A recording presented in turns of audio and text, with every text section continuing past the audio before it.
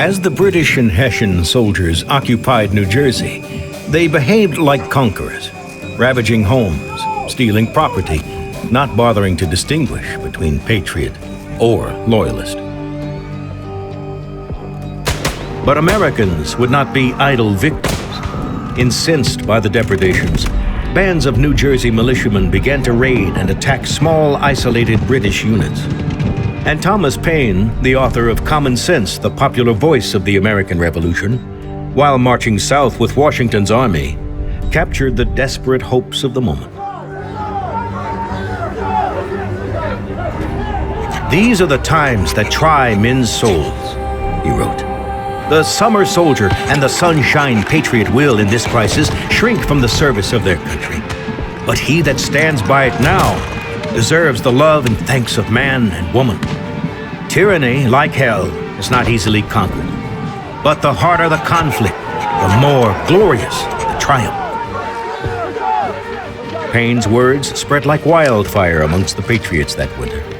His American Crisis essays were read in taverns and churches, courthouses and state houses, and on the banks of the Delaware, in the tents and around the campfires of Washington's army.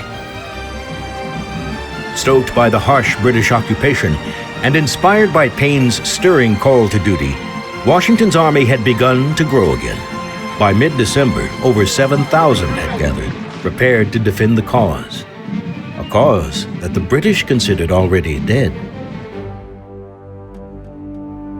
Aided by spies in the field, Washington realized that while the British had more soldiers, they were thinly scattered along outposts and towns throughout New Jersey.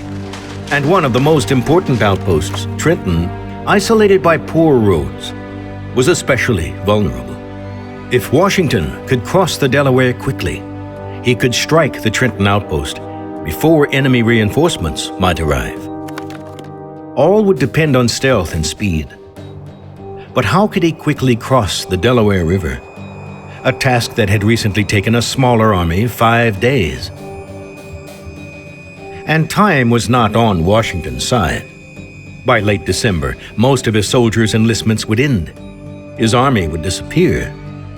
"By perseverance and fortitude, we have the prospect of a glorious issue," wrote Paine. "But by cowardice and submission, the sad choice is a ravaged country and slavery without hope." If, as Paine pointed out, salvation were at hand, Washington would test it with a very bold move.